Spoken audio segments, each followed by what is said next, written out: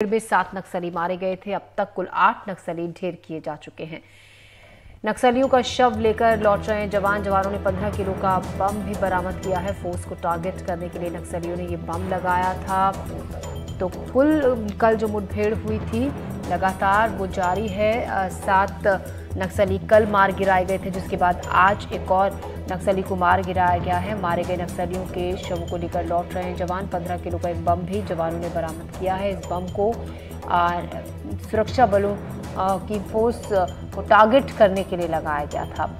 तो लगातार नक्सलियों के खिलाफ जो बड़े ऑपरेशन है वो चलाए जा रहे हैं। नक्सलियों के खात्मे की बात लगातार जिस तरीके से सरकार की तरफ से की जा रही है, लगातार बड़े बड़े ऑपरेशंस प्लान कर नक्सलियों के खिलाफ चलाए जा रहे हैं और नक्सलियों को मार गिराया जा रहा है। क्योंकि जिस तरीके से कहा यह जा रहा है कि अगले 2 से 3 सालों में नक्सलियों का पूरी तरीके से सफाया कर दिया जाएगा उन तमाम जगहों पर जहां पर नक्सली सक्रिय रहते हैं, उसी के मद्देनज़र ये कदम उठाया जा रहा है। और आपको ये भी बता दें कि अभी शायद सरकार ने नक्सलियों को सरेंडर करने के लिए का एक प्लान भी निकाला है, जिसके ज़रिए गूगल फॉर्म रिलीज़ किया गया है, QR कोड रिलीज़ किया गया है कि अगर नक्सली सरेंडर करना चाहते हैं, बात करना चाहते हैं तो आगे आएँ, संपर्क करें। और तमाम कोशिशें सरकार की तरफ से भी जारी हैं कि उन तमाम जो भी उपाय हैं, जो भी कदम सरकार की तरफ से उठाए जा रहे हैं वो उठाए जाएं और उनका सकारात्मक नतीजा भी मिले, रिजल्ट भी मिले, ताकि जो वापस मुख्यधारा में लौटना चाहते हैं नक्सली वो इस कदम के ज़रिए वापस लौटे। और इसी खबर पर ज़्यादा जानकारी के साथ विकास तिवारी हमारे संवाददाता हमारे साथ जुड़ गए हैं। विकास, फिलहाल क्या ताज़ा अपडेट है, क्योंकि कहा यह जा रहा है कि एक और नक्सली को मार गिराया गया है? देखिए, कल से एक बड़ी मुठभेड़ चल रही है बुधमाड़ के जंगलों में, जिसमें दंतेवाड़ा, बीजापुर और नारायणपुर से संयुक्त फोर्स को मौके पर उतारा गया था। माओवादियों की लगातार पिन पॉइंट लोकेशन मिलने के बाद इस तरह से ऑपरेशन लॉन्च की जा रही है। इस बार भी बड़ी संख्या में जवानों को लॉन्च किया गया था इस ऑपरेशन के तहत में। और कल से लगातार जवान बुधमाड़ के जंगलों में है और माओवादियों को लगातार घेरने की कोशिश कर रहे हैं। कल शाम तक जो अपडेट थी उसमें 7 माओवादी मारे गए थे, उनके हथियार रिकवर किए गए थे। लेकिन उसके बाद सबसे पहले यह संभावना जताई गई थी कि जवान वापस लौट आएंगे, लेकिन जवान रात भर जंगलों में ही थे। और जिस तरह से माओवादी अलग अलग जगह छिपने की कोशिश कर रहे थे, तो जवान भी लगातार सर्चिंग करते हुए उसी इलाके में बढ़ रहे थे। और यही वजह है कि ओरछा की तरफ से, जो कि नारायणपुर का इलाका है, उस तरफ से जब फोर्स लगातार माओवादियों के ऊपर दबाव बनाते और मुठभेड़ करती आई और अब वो बीजापुर और दंतेवाड़ा के सरहद तक पहुंच गई है। और उस इलाके में भी कुछ ग्रामीणों से भी हमारी बातचीत हुई। उन्होंने भी बताया कि सुबह भी फायरिंग की आवाज उन्होंने सुनी है। और एसपी ने भी, दंतेवाड़ा एसपी गौरव राय ने भी इस बात की पुष्टि की है कि एक और माओवादी का शव आज सुबह बरामद किया गया है। वहां से और एक हथियार भी बरामद किया गया है। हालांकि अभी तक कौन कौन से हथियार बरामद किए गए हैं, ये सारी जानकारी फोर्स के वापस लौटने के बाद ही इसका खुलासा होगा। लेकिन यह भी पता चला है कि एक ऑटोमेटिक वेपन भी कुछ रिकवर किए गए हैं। और अगर ऑटोमेटिक वेपन रिकवर किए गए हैं तो इससे साफ जाहिर होता है कि जिस माओवादियों की टीम को जवानों ने घेरा है, निश्चित ही तौर पर उस पर बड़े स्तर के भी कोई माओवादी अवश्य रहे होंगे, क्योंकि ऑटोमेटिक वेपन उनके पास था।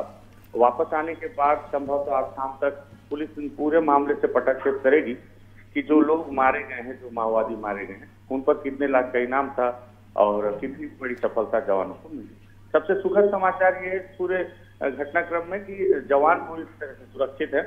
लगातार कल से पैदल चल रहे हैं पूरी रात जंगल में से, उसके बावजूद जवान अपने आप को सुरक्षित रखते हुए इस ऑपरेशन को सफलतापूर्वक पूर्ण करने में जी बिल्कुल सफलता हासिल हो रही है लगातार सुरक्षा बलों के जवानों को। विकास, सवाल ये भी खड़ा होता है, क्या माना जाए जिस तरीके से सरकार की पहल हो रही है और बहुत तेजी से एक के बाद एक ऑपरेशनों को अंजाम दिया जा रहा है कि नक्सली मुक्त कर दिया जाएगा पूरे इलाके को, पूरे प्रदेश को, कि आने वाले वक्त में इसी तरीके की कुछ और ऑपरेशंस को भी अंजाम दिया जाएगा? देखिए, निश्चित ही तौर पर जिस तरह से छत्तीसगढ़ में बीजेपी की सरकार बनने से पहले केंद्रीय गृह मंत्री अमित शाह ने कहा भी था इस बात को कि अगर छत्तीसगढ़ में बीजेपी की सरकार बनती है तो चुटकियों में माओवाद को समाप्त कर दिया जाएगा। सरकार बनी और उसके बाद से देखा जा रहा है कि वही फोर्स है, वही पुलिस है, वही सारी सिस्टम है जो पिछले 5 साल इस तरह से बड़े ऑपरेशन नहीं हो पा रहे थे। लेकिन बीजेपी की सरकार आने के बाद पता नहीं कैसे ये फोर्स इतनी ज्यादा और इनके जो सिस्टम अपडेट हो गए कि लगातार माओवादियों पर बड़े अटैक कर रहे हैं, बड़ी सफलताएं मिल रही हैं। बीते 5 साल के अगर आप आंकड़े देख लें 2018 से 23-24, तो यही फोर्स थी, सारे सिस्टम में थे, लेकिन सफलताएं नहीं मिल रही थी इतनी बड़े तादाद में, लेकिन अब मिल रही हैं। तो आने वाले समय में मुझे भी लगता है कि केंद्र सरकार जिस तरह से फोकस करके रख रही है छत्तीसगढ़ में माओवाद को लेकर, निश्चित ही तौर पर आने वाले समय में लगातार बड़े ऑपरेशन किए जाएंगे। हालांकि छत्तीसगढ़ के गृह मंत्री विजय शर्मा ने भी बीते दिनों बस्तर दौरे में एक नई पहल की थी कि माओवादियों से उन्होंने फिर से आह्वान किया कि बातचीत करने को सरकार तैयार है, अगर आप चाहें तो बातचीत कर सकते हैं, और अगर समर्पण नीति में आपको कोई कमी लगती है तो आप सुझाव दे सकते हैं। सुझाव के उन्होंने ईमेल एड्रेस और बार कोड भी जारी किया। तो सभी तरह के प्रयास किए जा रहे हैं। विजय शर्मा ने यह भी कहा था कि अभी ये जो ऑपरेशन चल रहे हैं वो सरकार केवल अपना 20% का ही एफर्ट लगा रही है। सरकार अभी पूरी तरह से माओवादियों के खिलाफ ऑपरेशन में नहीं उतरी है, और वो चाहते भी नहीं। वो भी चाहते हैं कि लोग मारे ना जाएं, वो चाहते हैं कि लोग वापस मुख्य धारा में लौट आएं, और उनके लिए तमाम व्यवस्थाएं की जाएंगी। लेकिन ये बात भी तय है कि आने वाले समय में लोकसभा चुनाव संपन्न होने के बाद मुझे भी ऐसा लगता है कि केंद्र सरकार का फोकस फिर से और तेज हो जाएगा, क्योंकि अभी सरकार चुनाव में भी व्यस्त है। तो ऐसे में ऑपरेशन पे पूरी नजर नहीं रख पा रही, लेकिन चुनाव के बाद फिर से माओवादियों के लिए और बड़े बड़े ऑपरेशन हो सकता है कि छत्तीसगढ़ सरकार लॉन्च करेगी। तो आगे आने वाले वक्त में और ऑपरेशन संभव है कि इसी तरीके से जारी रहे और अंजाम भी दिया जाए।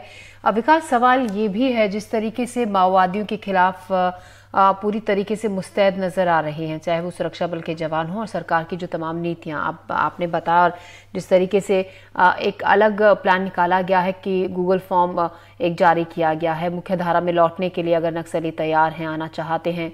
बाकायदा बातचीत की भी पेशकश बहुत पहले रखी गई थी, अगर आप बात करना चाहते हैं।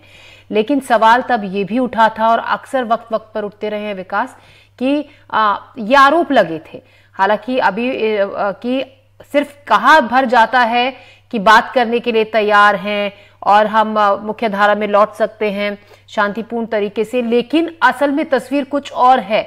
उनको वो दिशा नहीं मिलती। अब इस फॉर्म को ही ले लीजिए, क्योंकि सवाल ये भी उठता है कि नक्सलियों को क्या इसमें दिक्कत नहीं आएगी? कौन किसके पास क्यूआर कोड को आगे ऑपरेट करने का सिस्टम उसको पता होगा, या फिर गूगल फॉर्म को किस तरीके से डाउनलोड किया जाएगा? ये तमाम तरीके की इसको भी लेकर सवाल खड़े हो रहे हैं जो पेशकश की गई है सरकार की तरफ से। क्या आपको लगता है कि ये प्रैक्टिकल, अगर हम इसको जानना चाहें आपसे, क्योंकि देखिए आप ये बहुत करीब से आप इन मामलों को कवर करते रहे, नक्सलियों से किस तरीके का उनका रहन सहन होता है, किस बहुत से अनपढ़ भी होते हैं, पहली कक्षा तक नहीं पढ़े होते हैं, तो संभव हो पाएगा क्या सबके लिए ये?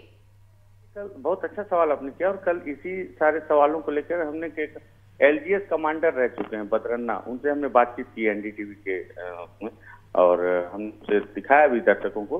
बदरन्ना जो कि अनपढ़ थे, और वो भी कई लंबे समय तक माओवादी संगठन में थे। सन 2000 में उन्होंने समर्पण किया। उस समय तो छत्तीसगढ़ में समर्पण नीति तक नहीं बनी थी। 8 साल उन्होंने लड़ाई की, और उसके बाद वो 8 साल के बाद उन्हें नौकरी मिली और समर्पण नीति का लाभ भी मिला। बदरन्ना ने भी इस बात को इसमें बात पे सहमति जताई है। हमें ऐसा लगता है कि जंगल में जो भटकते हैं माओवादी वो अनपढ़ होते हैं, बात सही है, लेकिन जब वो संगठन में जुड़ते हैं तब उन्हें पढ़ाया भी जाता है, और ऐसे जो नए नए गैजेट हैं उनके बारे में उन्हें प्रशिक्षण भी दिया जाता है। तो हम ये सोचते हैं कि जंगल माओवादी क्या QR कोड खोल पाएंगे या नहीं। तो इस बात से तो आप बिल्कुल निश्चिंत रहें कि माओवादी आज पूरे अपडेट वर्जन के गैजेट यूज करते हैं, और उन्हें सारी चीजें यूज करनी आती है। लेकिन दूसरा जो तकनीकी मामला है कि अगर माओवादी QR कोड को स्कैन करेंगे और अगर अपने फॉर्म भरेंगे तो उनके लोकेशन भी ट्रैक करेंगे। विकास, और पहले भी हमने भी विजय शर्मा जो गृह मंत्री आए हुए थे जगदलपुर में, तो चर्चा के दौरान मैंने भी इस बात को कहा था कि पुराना जो इतिहास रहा है माओवादी और सरकार के बीच बातचीत को लेकर, माओवादियों के अनुभव अच्छे नहीं रहे। तो पुराना अनुभव को लेकर भी माओवादी ये विचार करेंगे कि क्या पुरानी उसकी तरह दोबारा फिर से कहीं उन्हें ट्रैप में तो नहीं फंसाया जा रहा। जी विकास, जी विकास, शुक्रिया आपका तमाम जानकारी के लिए। ताजा अपडेट लगातार आपसे लेते रहेंगे। फिलहाल आपका शुक्रिया।